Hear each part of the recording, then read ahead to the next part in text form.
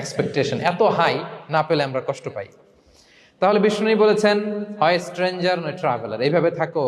ওয়া ইযা আমসাইতা ফালা তানতাযিরিস সাবাহ ওয়া ইযা আসবাহতা ফালা তানতাযিরিল মাসা। আব্দুল্লাহ, যখন সকাল হবে সন্ধ্যার এক্সপেক্ট করো না, যখন সন্ধ্যা হবে সকালের এক্সপেক্ট করো না। সকালবেলা তুমি বিশাল আশা নিয়ে বসে থেকো না যে সন্ধ্যা পর্যন্ত বাঁচবা। যদি বাঁচো, সন্ধ্যা পাও, ভালো, আলহামদুলিল্লাহ। না পাইলে রবের সাথে সাক্ষাতের জন্য রেডি, তাও আলহামদুলিল্লাহ। ঠিক কিনা বলেন? এটা হইতে হবে mindset. Expect less, never be greedy. প্রত্যাশা কম রাখেন, আপনি হ্যাপি হবেন। কিন্তু আমাদের মধ্যে অনেক এক্সপেকটেশন, যেটা আমাদেরকে কষ্ট দেয়, অসুখী বানায়। আরো লাগবে, আরো লাগবে। অনেকের মধ্যে, সবার না, অনেকের মধ্যে এই প্রবণতা আছে না নাই?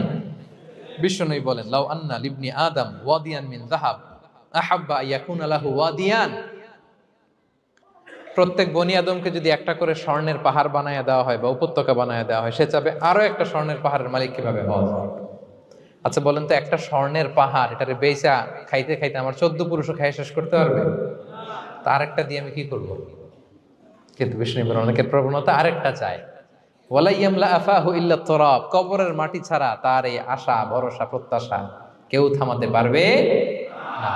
তাহলে আমরা যেন গ্রিডি না হই, লোভী না হই, আমাদের এক্সপেকটেশন যেন কম থাকে।